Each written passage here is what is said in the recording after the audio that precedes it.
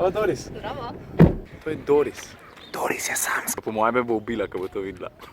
Ful je v redu. Ne, res je ful v redu.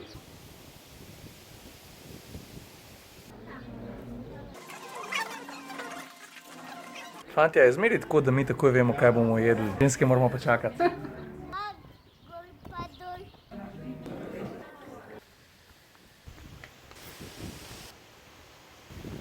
Kako smo se imeli danes? Odlično. Odlično. Hlas se kaj, no? Pridem. Vidijo. Čau.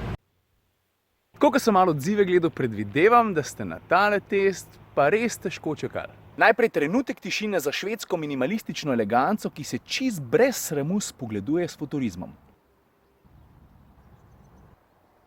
Dosti pa pove tudi to, da ga ljudje na ulici non-stop gledajo, pa kažejo Volvo.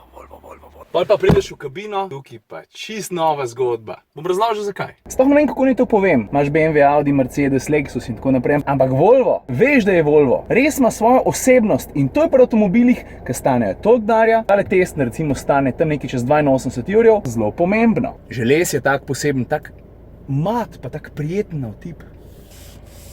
Boža. Po mojem najboljše, da vam pokažem samo ene par detaljčkov, ki ga delajo posebenega.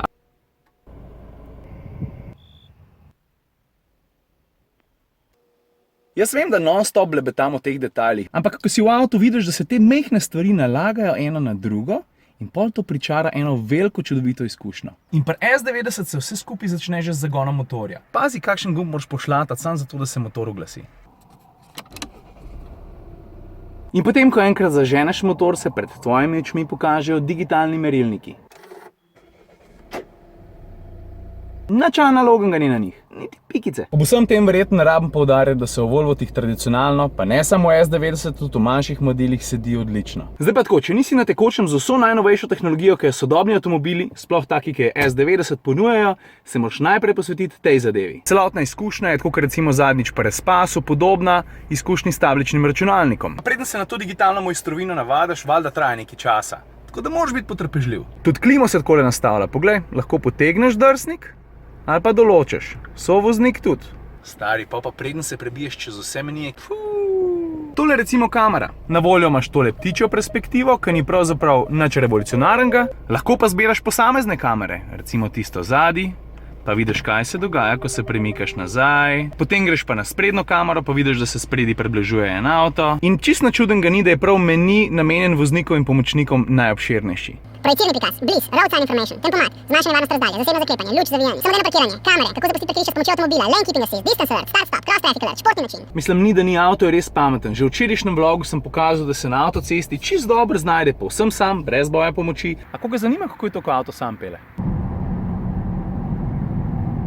In da boste vedeli, zakaj vsa ta v pozitivnem smislu obsedenost z varnostjo, Volvo je že kakšno leto, dve nazaj obljubil, da od leta 2020 naprej v njihovem avtomobilu ne bo umrl noben človek več. To je pa kar samozavestno, a ne? Ampak moram ti nekaj povedati, ko se v takem avtu že nekaj časa voziš, začneš verjeti v učinkovitost sistemov, ki v praksi res delujejo. In potem v takšno obljubo ni več težko verjeti. Tudi tukaj zadnji je prostora kar dovolj. Tole recimo zdajle ne rabim. Digitalni pristop je pa drugače prispel tudi v drugo vrsto. Poglej zdaj to. Vidiš?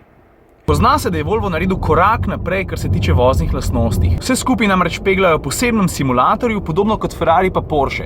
In to se nekje more poznati. Izredno dober občutek je recimo tudi v mestu. Ta avto je dolg skoraj 5 metrov. Občutek imaš pa, da je, ne vem, pol metra krajši. In to lahkotnost je pri tako velikem avtomobilu težko doseči. Tudi na splošno velja, da se karoserija ne nagiba preveč.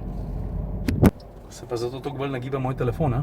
Ob tem moram priznati, da se kakšni njegovi tekmici peljajo tudi bolj športno. Na voljo so samo 2-litrski štirivaljniki, tale recimo razvije 240 konjev in ne moreš verjeti, to je čist dost. To je za danes to. Vem, da sem bil malo dolg, I'm sorry. Ampak veš, kad testiraš takšen avto, je težko biti kratek. Preveč tehnologije, preveč dobrega dizajna, pa preveč enih stvari, ki jih res ne smeš spustiti. Kaj sem hotel reči? Avto si preprosto zasluži kakšno minuto več. Pa tako pride, nimaš kaj? All in all, Volvo, dober avto, vsaka čast. Drugače pa se veš, če so gume 255, 35, 20, pa avto kar sam prost, da kakšen ovink malo hitrejš odpiraš. Oja, tudi to zna.